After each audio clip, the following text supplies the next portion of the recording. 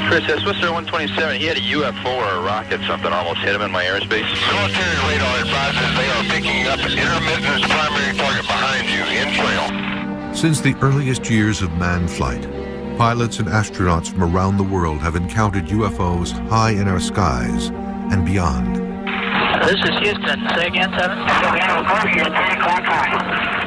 Now, many of their dramatic cockpit recordings, film clips, and stories have been made available for the first time. The UFO, so it's that Roswell crap again. UFO reports that we get from professional pilots are considered among the very best because of their knowledge of the sky. From never-before-released black box and control tower recordings, from commercial airline flights. Julie, you still see traffic out there? Hell yeah. For the FAA, UFOs are real. They've been punishing pilots and covering up UFO reports for over 50 years. To never-before-seen astronaut reports and secret recordings in outer space, as recently as 2005. We have an unidentified flying object. Many of NASA's top astronauts have already testified to seeing UFOs. As astronauts and pilots around the world report an ever-increasing level of unusual activity in our skies. Big bright light on the front and a greenish tail coming out the back. I tell you what, that is weird. And the military doesn't bet anything flying tonight. It was too fast to be an airplane. Looks like a UFO. Many wonder, do the skies belong to us or to them?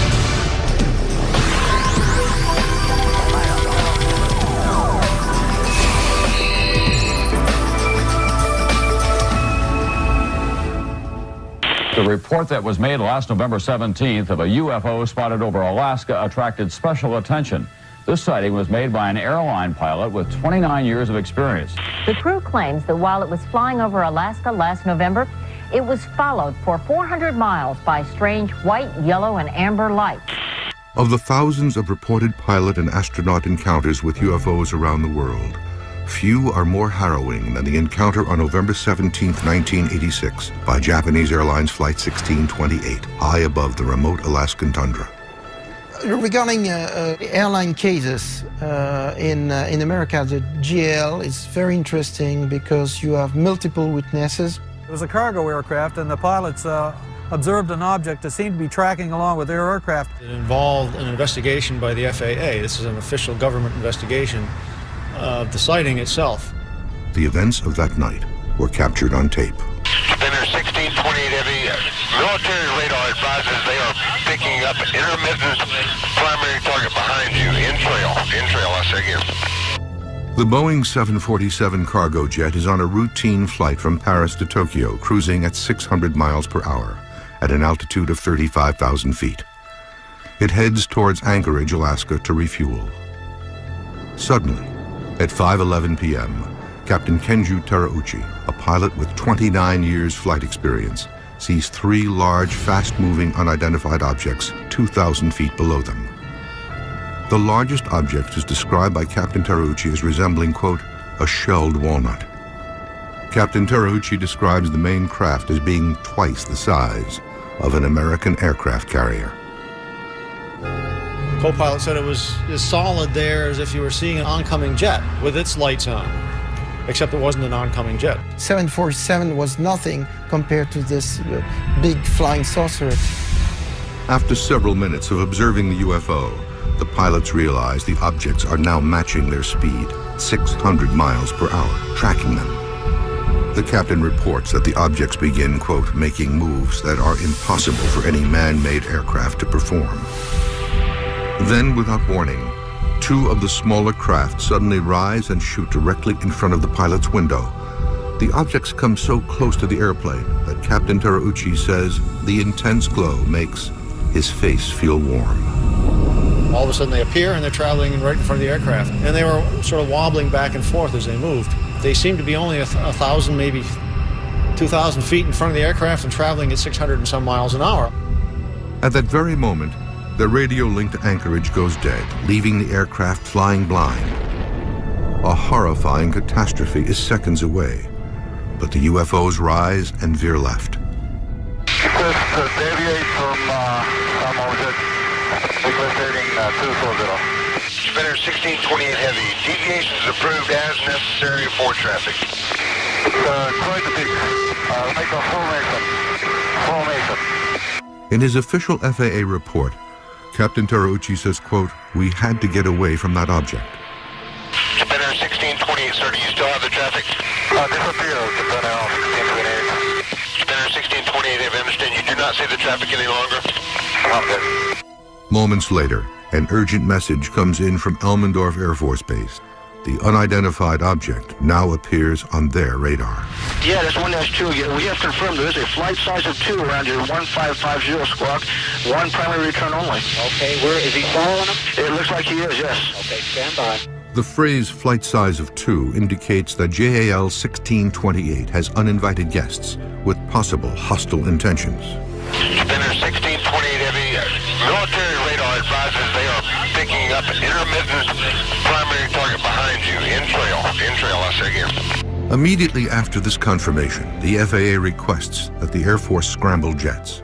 Do you have anybody to scramble up there, or do you want to do that? Well, we're going to talk to your liaison officer about that. It's starting to concern Japan Airlines. I think it's 360 now, and it's still falling. Okay, we're calling the military desk on this. Although the military desk took no action, JAL 1628 was able to land safely in Anchorage at 6:20 p.m.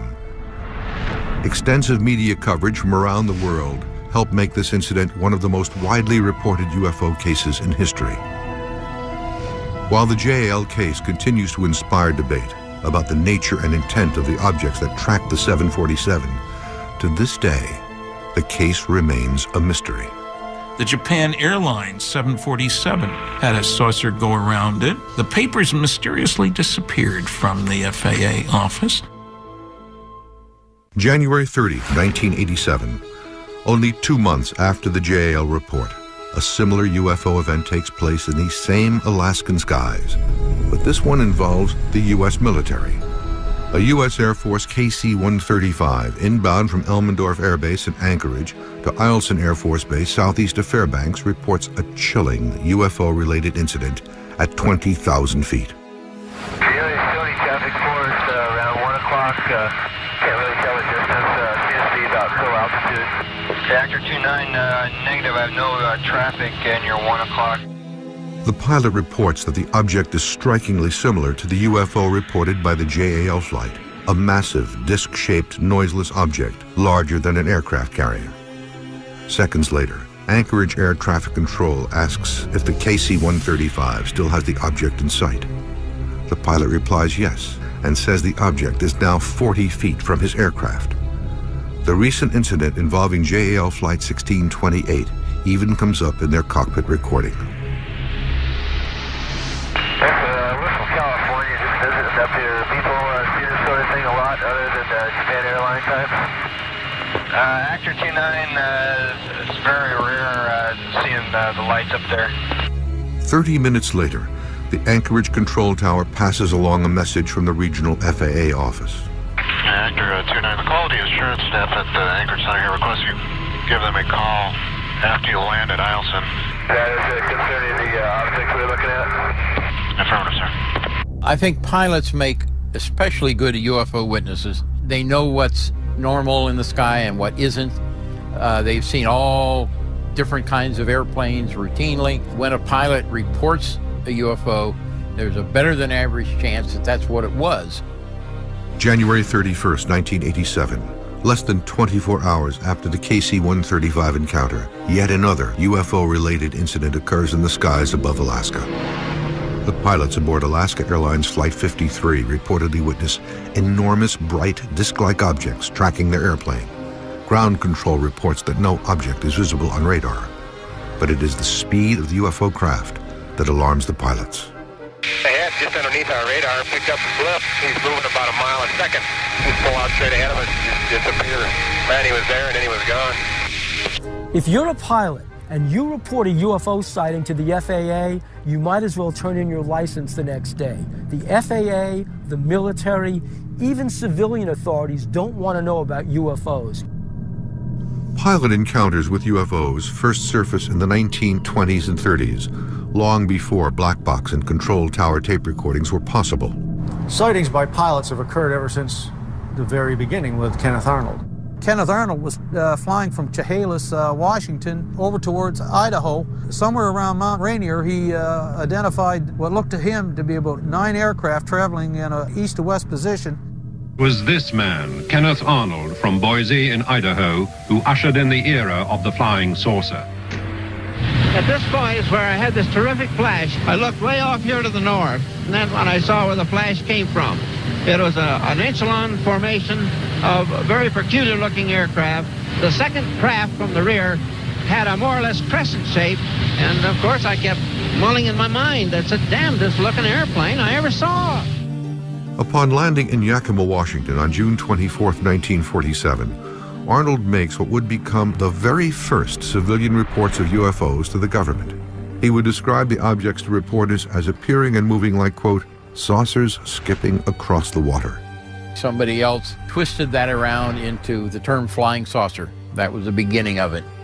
His official report made to the Joint Army and Air Forces intelligence is seen here for the first time on television. Arnold describes the UFOs as thin, round in the front, and coming to a point in the back, and did not appear to whirl or spin.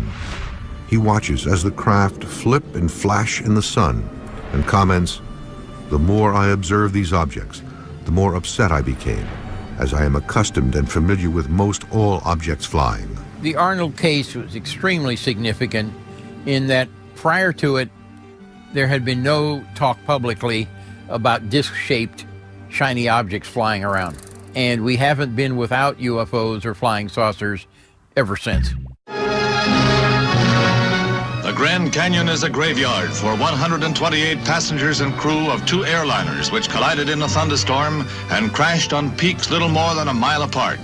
The impact reduced the wreckage to carbonized smears of paint and metal. None survived. It was the worst commercial air disaster in history.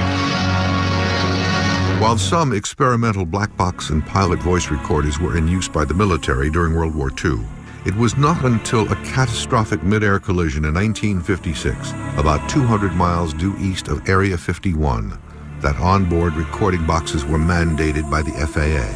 A major accident above Grand Canyon imposed the FAA and the NTSB to ask for all the airlines to be equipped with audio recording system. Since the mandate of cockpit voice recorders, hundreds of reports have been made of strange lights, near-miss collisions, and radar tracking of unidentified flying objects. 3 recent pilot recordings captured over New England have been obtained for this broadcast. They are presented here for the first time. One of the most fascinating cases is Lufthansa 405 out of JFK, November 18th, 1995, where they saw a UFO across Long Island. November 18th, 1995, while on a routine flight above Long Island, New York, Lufthansa Flight 405, an Airbus A340 out of New York en route to Frankfurt, Germany, makes a disturbing call to Boston Air Traffic Control. The pilots reported unidentified flying object passing within 3,000 feet of their plane.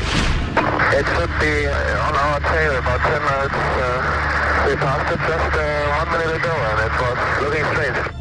The UFO is described as a long cylindrical object with a white light on the front and a long green comet tail. The strange UFO is also seen by British Airways Flight 226, a 747 flying from London, and is just north of the object. The code name for British Airways flights is Speedbird. I actually looked about opposite traffic 2000 feet above. It did have a very strong vapor trail which looked more like smoke, and the light on the front was very, very bright. Lufthansa 405, how far off your side did that traffic pass? It was pretty close, and like the Speedbird said, it was looked like 2,000 or 3,000 feet above on the left wing, just 1 mile, looked like a UFO. Boston Air Traffic Control contacts Giant Killer, the military fleet area control and surveillance facility that monitors restricted airspace over the Northeast. ridiculous. Hey, you got anything flying out in the area? Negative 105 turned over. Well, then I just had a couple of UFO reports. Oh, is that right? I had a couple of guys that reported lights just going over their head. I had no traffic whatsoever in the area. They should have passed within a mile of them, like a 2,000 feet above them, opposite direction. Or it could have been a meteor or something. We don't have any aircraft out there. Both pilots confirm the object has glowing lights. The object has a green vapor trail, not like any vapor trail they've ever seen. Both pilots immediately questioned the idea that the UFO they saw was a meteor. Sometimes a 405, so you would say that it definitely wasn't a meteorite. I don't know. It's 226 now. It couldn't have been a meteorite because it was flying level. It looked as if it was going very quickly. It definitely looked faster than normal aircraft. It was cruising in a straight line at one level flight. Number 226, thank you. We're looking into it. I mean, we're making a report. We really don't know what it was. And the military doesn't admit to anything flying tonight. While the authenticity of this recording is not in question, the FAA and both airlines have never commented on this mysterious incident over New England. 2 years later, Boston would be the epicenter of yet another strange encounter between pilots and UFOs. But this time, the encounter would result in a near-miss collision. The incident was captured on tape by the aircraft's black box recorder. August 9th, 1997. Swiss Air Flight 127 is a jumbo jet en route to Zurich, Switzerland.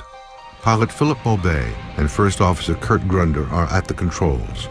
At 23,000 feet, Maubet will later report that his visibility was excellent with no haze and a clear blue sky, until an unidentified craft enters the plane's airspace. The pilot immediately contacts Boston Air Traffic Control. Sister 127, go ahead. Yes, sir. I don't know what it was, but it just overflew like a couple of hundred feet above us. I don't know if it was a rocket or whatever, but incredibly fast, opposite direction. It was too fast to be an airplane. Later in his official report, Maubet will describe the UFO as a bright white cylindrical object with no wings, similar to a white shark. Aviation writer Don Berliner filed a Freedom of Information Act request to obtain the FAA audio and written records of this incident.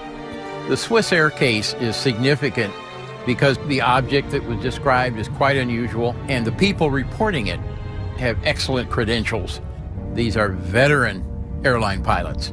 Moments later, the Boston control tower contacts another sector operator who is about to take over the flight. Hey, Chris, Swiss Air 127, he had a UFO or a rocket, something almost hit him in my airspace. UFO or a rocket almost hit the Swiss Air 127? Went right above him, about 200 or 300 feet. The pilot's official incident report classifies the object as a UFO, categorizing its shape, color, and speed. However, the NTSB and FAA concluded the object seen by Swiss Air 127 was a weather balloon launched by the military at about the same time. These are not the kind of people who would be fooled by weather balloons, because these are fairly common experiences among airline pilots. It's really hard to mistake a weather balloon for much of anything else. These eerie sightings of UFOs are not isolated to the Northeast. In fact, sightings of UFOs by pilots have been reported across the country. On February 28, 1996, the skies over the Midwest are rocked by simultaneous reports of frightening airplane-like objects moving at incredible speeds. This case involves two commercial aircraft, Air Shuttle 5959 en route to Cleveland and Mesaba 3179, a Dash 8, heading from Detroit to Pellston, Michigan.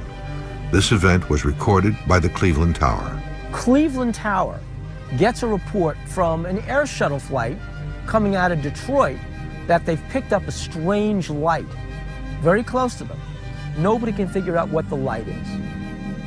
Hey, Cleveland Air Shuttle 5959, we see traffic out there 12 to 1 o'clock, lower altitude. Do you have them here? Air Shuttle 5959, that's a negative, sir. I don't have anything out in front of you. Can you get an estimate on an altitude on it?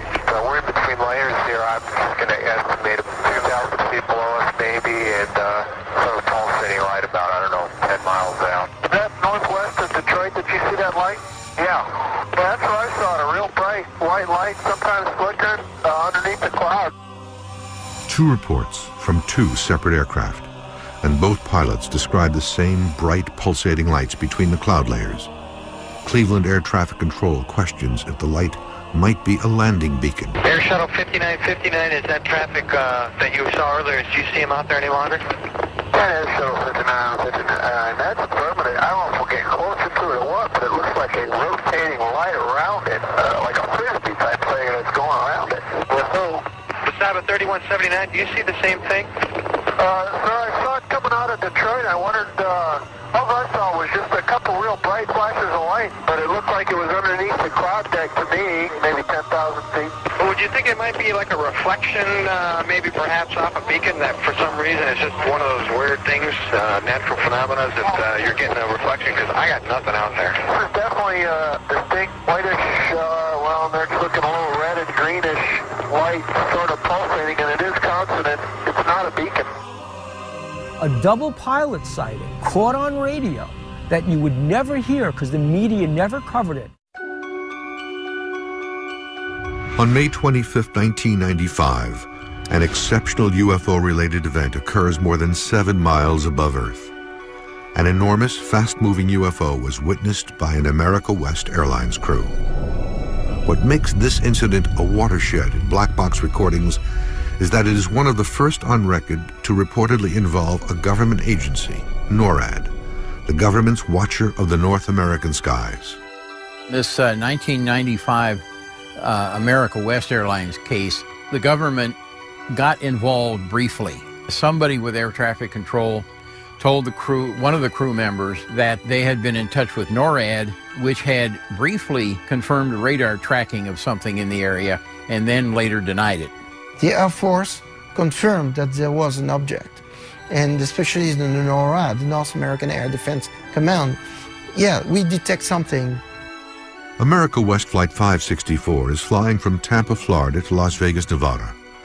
Captain Eugene Tollefson and First Officer John Waller are in control, cruising at 39,000 feet above Bovina, Texas. All is normal until 10:25 p.m., when the pilots see a UFO just below them at 30,000 feet. The actual recordings between Flight 564, Albuquerque Air Traffic Control, and NORAD were recently obtained by the History Channel. Okay, Cactus 564, say again.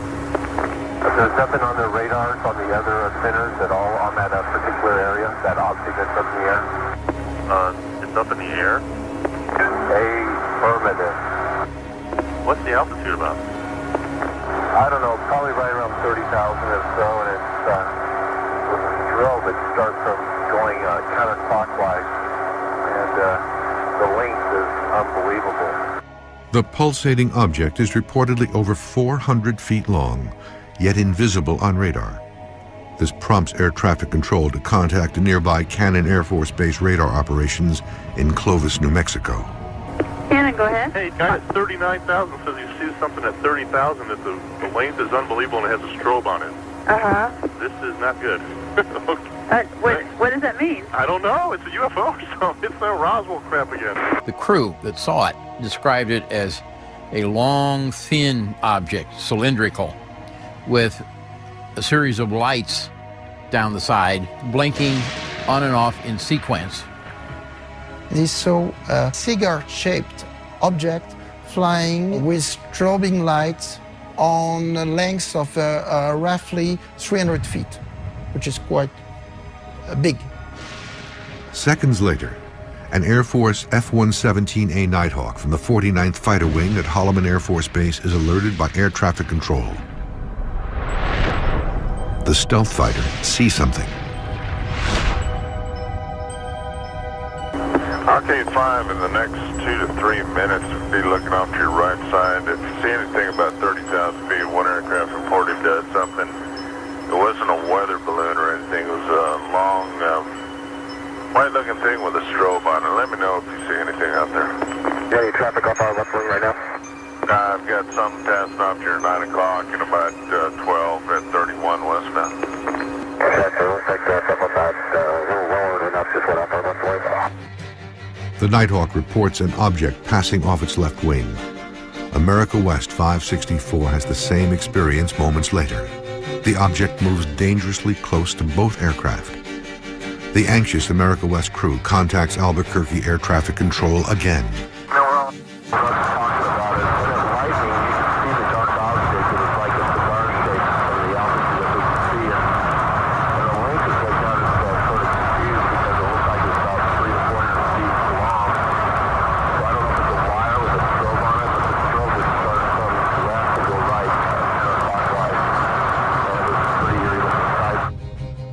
The object suddenly disappears from Flight 564's view. Then a concerned Albuquerque Air Traffic Control contacts NORAD's Western Air Defense Sector headquarters at McCord Air Force Base in Tacoma, Washington.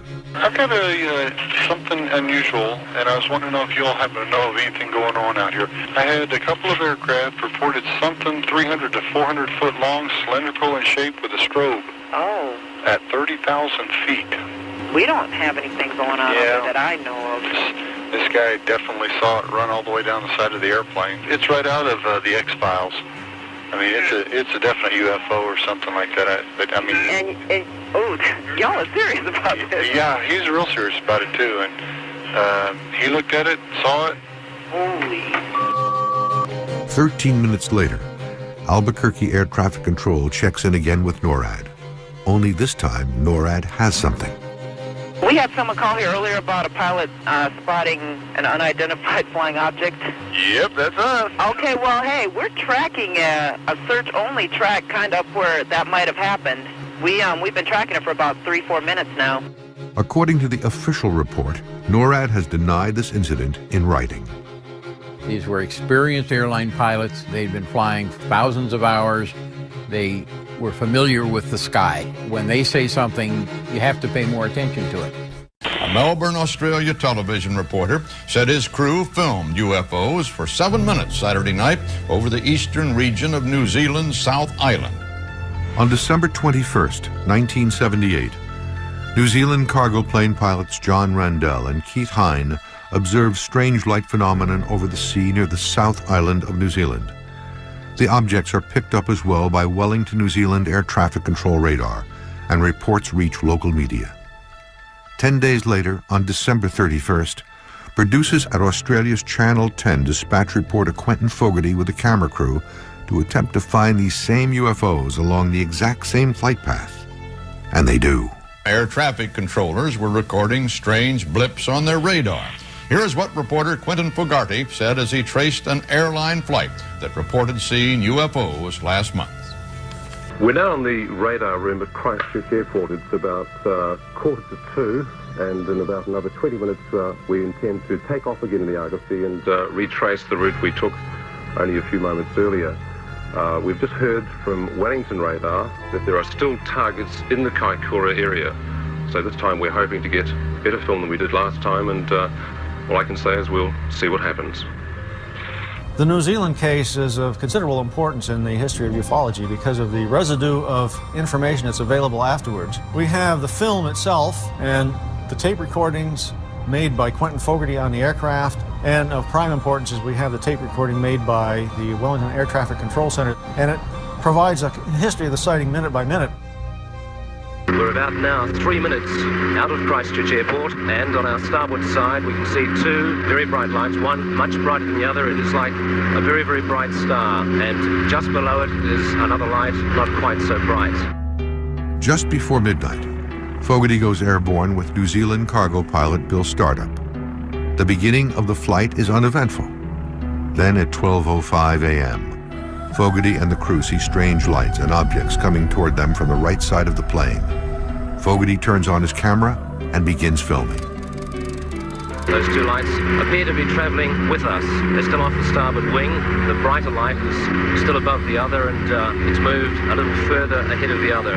It's extremely bright, much brighter than any of the other stars in the sky.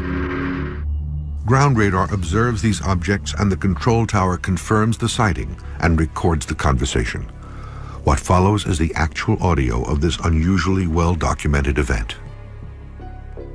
The storm target showing at 11 o'clock and 3 miles.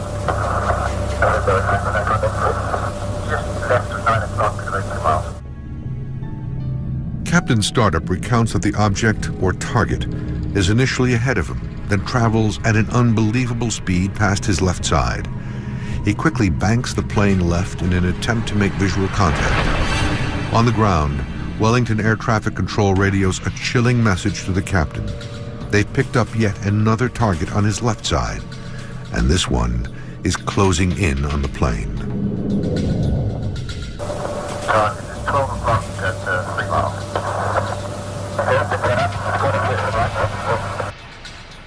I'm now looking over towards the right of the aircraft, and we have an object confirmed by Wellington radar. It's been following us for quite a while. It's about 4 miles away, and it looks like a very faint star, but then it emits a very bright white and green light.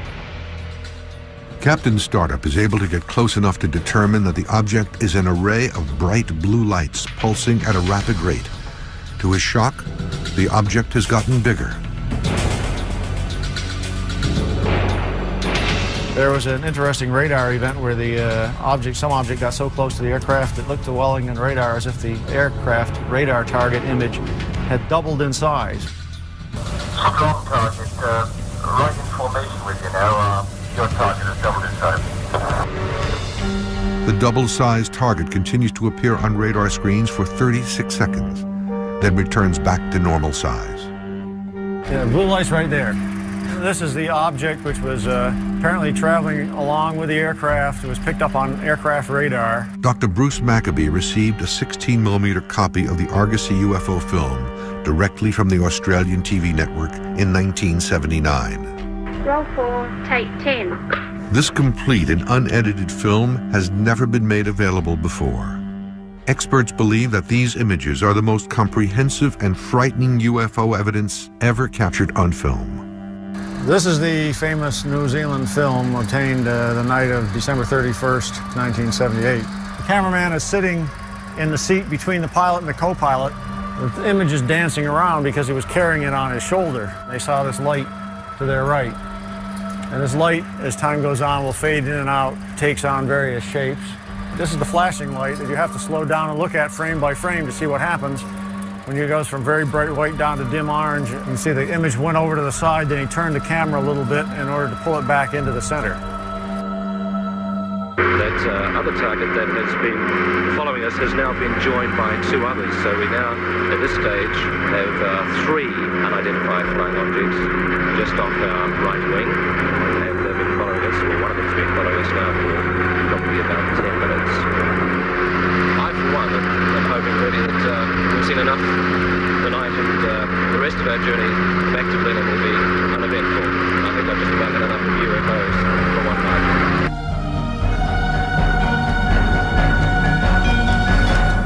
And that's the way it is. Or is it?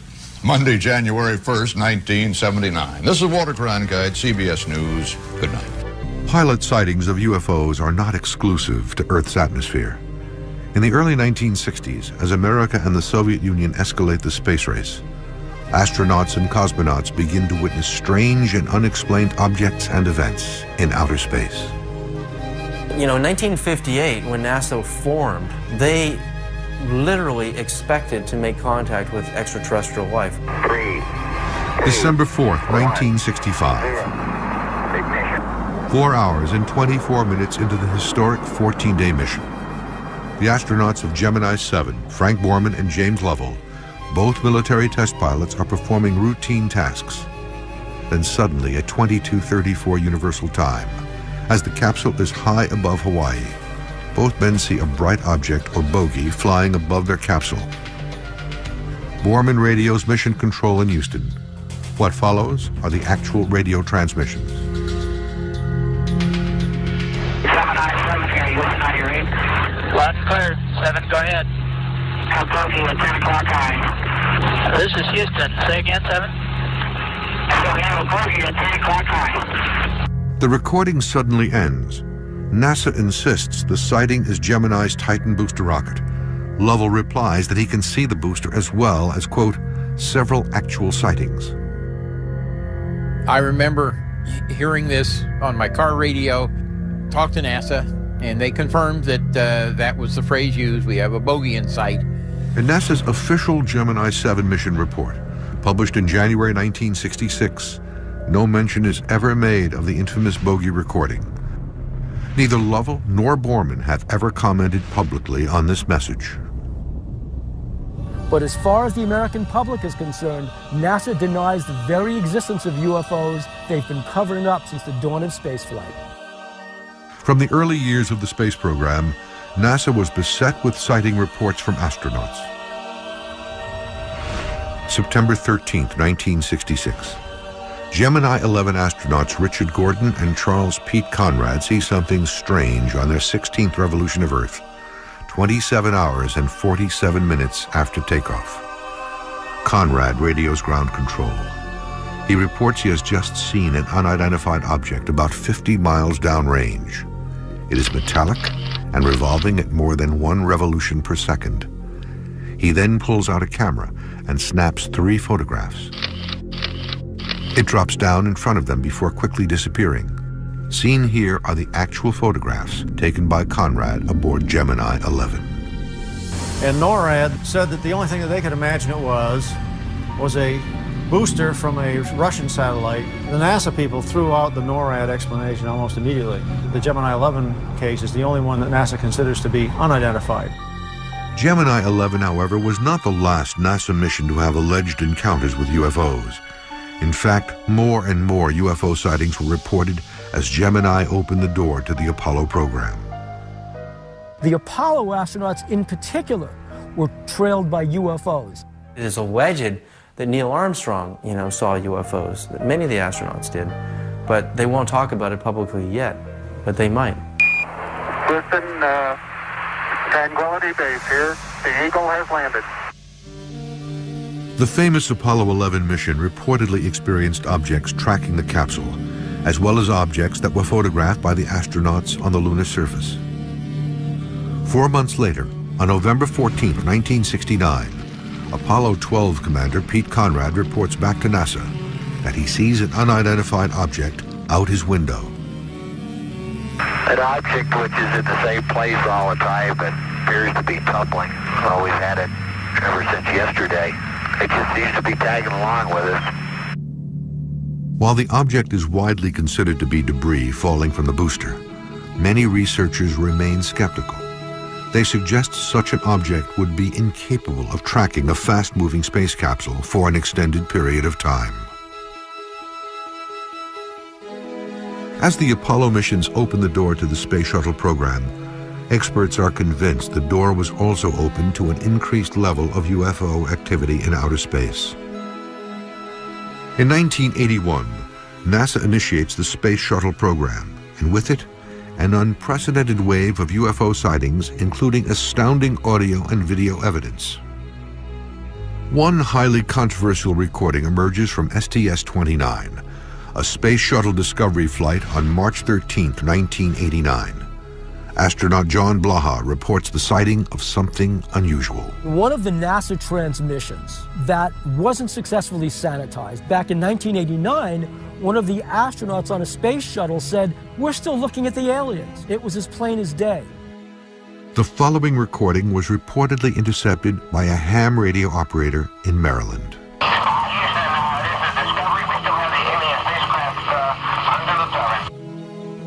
To this day, NASA has neither confirmed nor denied the validity of this transmission.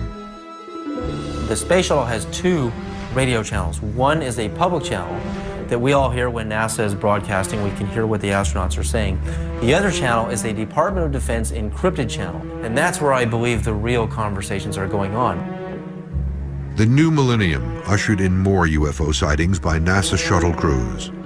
One extraordinary recording occurred aboard Space Shuttle Flight STS-73. Mission specialist Catherine Coleman sees something curious on day 3 of the routine 15-day mission.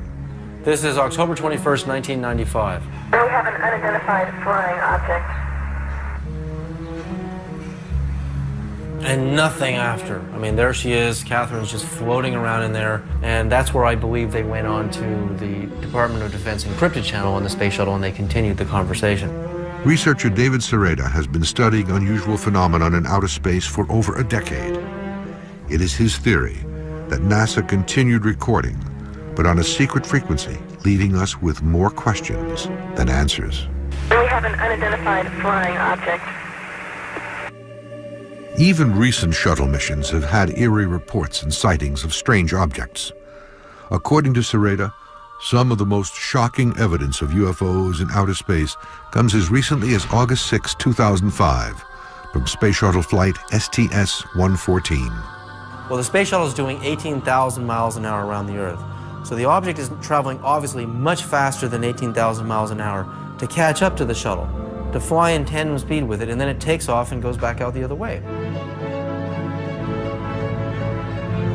This is real footage from the Space Shuttle.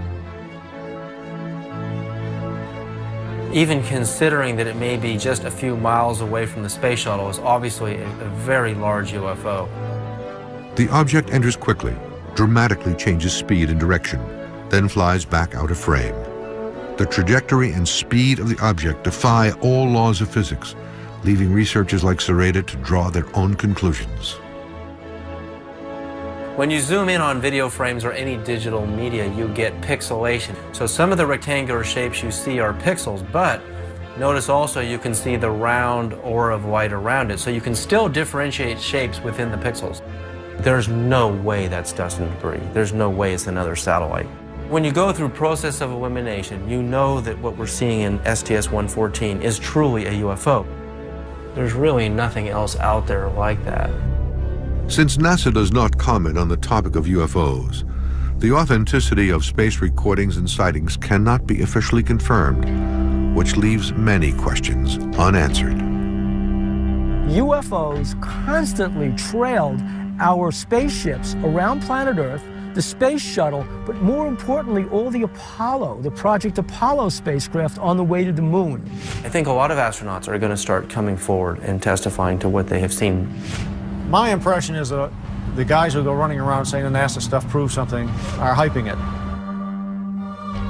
As Earth's airspace grows more and more crowded each day and more people than ever take to the skies, is it possible that reports like the ones you've just seen will continue? There are reams and reams of official reports by commercial aircraft, by private aircraft, and military aircraft about pilot encounters. Even if, while we're sitting right here in California, a UFO turned up over Santa Monica Bay, you probably hear a great explanation of how it was a reflection of the sun behind the cloud. So many reports from so many experienced pilots of strange phenomenon and frightening encounters with UFOs since the beginning of manned flight. As our pilots fly through Earth's atmosphere and further into space, many continue to wonder, do the skies truly belong to us? Altitude of 35,000 feet. It heads towards Anchorage, Alaska to refuel. Suddenly, at 5:11 p.m., Captain Kenju Terauchi, a pilot with 29 years flight experience, sees three large, fast-moving, unidentified objects 2,000 feet below them. The largest object is described by Captain Terauchi as resembling, quote, a shelled walnut. Captain Terauchi describes the main craft as being twice the size of an American aircraft carrier. The co-pilot said it was as solid there as if you were seeing an oncoming jet with its lights on, except it wasn't an oncoming jet. 747 was nothing compared to this big flying saucer. After several minutes of observing the UFO, the pilots realize the objects are now matching their speed, 600 miles per hour, tracking them. The captain reports that the objects begin, quote, making moves that are impossible for any man-made aircraft to perform. Then, without warning, two of the smaller craft suddenly rise and shoot directly in front of the pilot's window. The objects come so close to the airplane that Captain Terauchi says the intense glow makes his face feel warm. All of a sudden they appear and they're traveling right in front of the aircraft. And they were sort of wobbling back and forth as they moved. They seemed to be only 1,000, maybe 2,000 feet in front of the aircraft and traveling at 600 and some miles an hour. At that very moment, What is an officer about that? It's starting to concern Japan Airlines. I think it's 360 now, and it's still falling. Okay, we'll call the military desk on this. although the military desk took no action. JL 1628 was able to land safely in Anchorage at 6:20 p.m. Extensive media coverage from around the world helped make this incident one of the most widely reported UFO cases in history. While the JAL case continues to inspire debate about the nature and intent of the objects that tracked the 747, to this day, the case remains a mystery. The Japan Airlines 747 had a saucer go around it. The papers mysteriously disappeared from the FAA office. January 30, 1987, only 2 months after the JAL report, a similar UFO event takes place in these same Alaskan skies, but this one involves the U.S. military. A U.S. Air Force KC-135 inbound from Elmendorf Air Base in Anchorage to Eielson Air Force Base southeast of Fairbanks reports a chilling UFO-related incident at 20,000 feet. Traffic force around 1 o'clock. Can't really tell the distance. Seems to be about full altitude. Reactor 29, negative. I have no traffic near 1 o'clock. The pilot reports that the object is strikingly similar to the UFO reported by the JAL flight, a massive, disc-shaped, noiseless object. The radio link to Anchorage goes dead, leaving the aircraft flying blind. A horrifying catastrophe is seconds away, but the UFOs rise and veer left. Just deviate from object, equilibrating 240. Spinner 1628 Heavy. Deviations approved as necessary for traffic. Quite a big, like a formation. In his official FAA report, Captain Terauchi says, quote, "We had to get away from that object." Spinner 1628, sir, do you still have the traffic? Disappeared, Spinner 1628. Spinner 1628, I understand you do not see the traffic any longer? Okay. Moments later, an urgent message comes in from Elmendorf Air Force Base. The unidentified object now appears on their radar. Yeah, that's 1-2 again. We have confirmed there is a flight size of 2 around your 1550 squawk. One primary return only. Okay, where is he following him? It looks like he is, yes. Okay, stand by. The phrase flight size of 2 indicates that JAL 1628 has uninvited guests with possible hostile intentions. Spinner 1628 Heavy. Military radar advises they are picking up an intermittent primary target behind you. In trail, I say again. Immediately after this confirmation, the FAA requests that the Air Force scramble jets. Do you have anybody to scramble up there, or do you want to do that? Oh, we're going to talk to you. Hey Chris, Swisher 127, he had a UFO or a rocket, something almost hit him in my airspace. Military radar advises they are picking up an intermittent primary target behind you. In trail. Since the earliest years of manned flight, pilots and astronauts from around the world have encountered UFOs high in our skies and beyond. This is Houston. Say again, 7?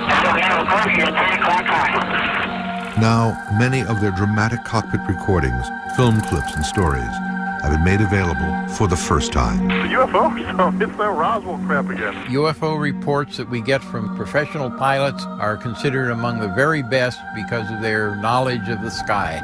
From never-before-released black box and control tower recordings, from commercial airline flights. Julie, you still see traffic out there? Hell yeah. For the FAA, UFOs are real. They've been punishing pilots and covering up UFO reports for over 50 years. To never-before-seen astronaut reports and secret recordings in outer space, as recently as 2005. We have an unidentified flying object. Many of NASA's top astronauts have already testified to seeing UFOs. As astronauts and pilots around the world report an ever-increasing level of unusual activity in our skies. Big bright light on the front and a greenish tail coming out the back. I'll tell you what, that is weird. And the military doesn't admit to anything flying tonight. It was too fast to be an airplane. Looks like a UFO. Many wonder, do the skies belong to us or to them?